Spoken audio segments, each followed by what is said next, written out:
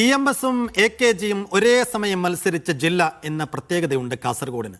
EMS ആദ്യ മുഖ്യമന്ത്രിയും AKG ലോക്സഭയിലെ ആദ്യ പ്രതിപക്ഷ നേതാവുമായ തെരഞ്ഞെടുപ്പിലാണ് ഇരു നേതാക്കളും ജില്ലയിലെ മണ്ഡലങ്ങളിൽ ഒരേ സമയം മത്സരിച്ച് ജയിച്ചത്.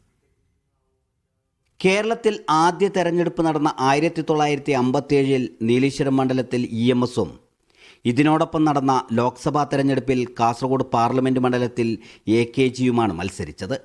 കേരളം കണ്ട എക്കാലത്തെയും രണ്ട് കമ്മ്യൂണിസ്റ്റ് നേതാക്കളെ ഒരേ സമയം വിജയിപ്പിച്ചതിൻ്റെ ചരിത്രം പറയാനുണ്ട് കാസർഗോഡിന്.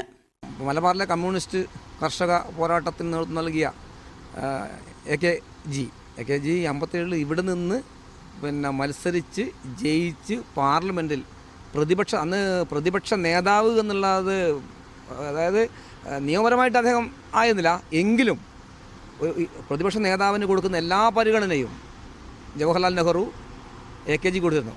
EMS, AKG, Nayanar, KG Marar, K Sudhakaran, Kadannappally Ramachandran Kasaragod മത്സരിക്കാൻ എത്തിയവരുടെ നിര നീണ്ടതാണ്.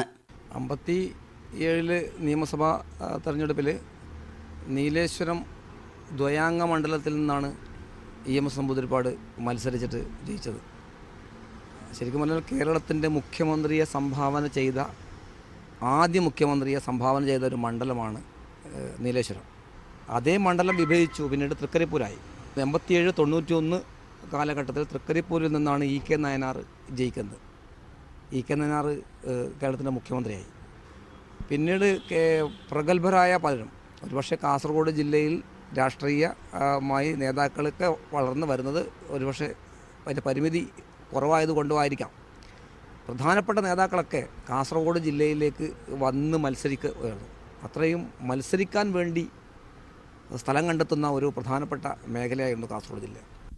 ആദ്യ മുഖ്യമന്ത്രിയെയും പാർലമെന്റിലെ ആദ്യ പ്രതിപക്ഷ നേതാവിനെയും വിജയിപ്പിക്കാനായത് ഏറെ അഭിമാനത്തോടെയാണ് കാസർഗോഡ് ജില്ല എന്നും ഓർക്കുന്നത്.